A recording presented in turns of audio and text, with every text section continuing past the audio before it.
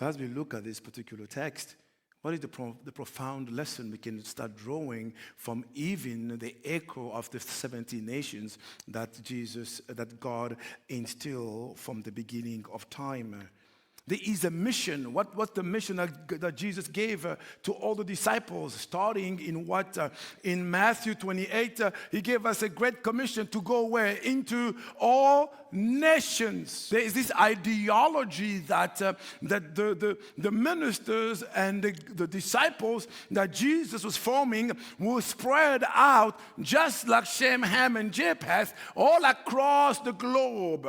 Now, they were populating the entire universe, but now with the procreation, but God is calling us to populate the entire world with the gospel. Ladies and gentlemen, remember I said at the beginning that these countries that were once spiritual have lost their roots. What do you think is the mission that these Muslims have? I'm just telling you, their missions is to take over the entire world. Be realistic here. The more, whether we see the Islam or we see Hinduism, any kind of philosophies and other religions, they all have the same mandate just like you and I have.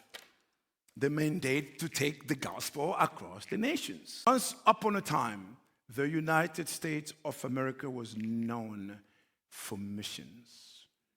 And once upon a time, the European was known for missions. The European came to Africa, and good and bad, but they brought the gospel to the African nations from if you're looking at the map, from the west coast. But Africa already had the gospel from Egypt, Sudan, and Ethiopia that was already influenced by Hams and the connections to the Hebrew culture. There are certain words in Swahili that sound like a Hebrew word. The similarities on that.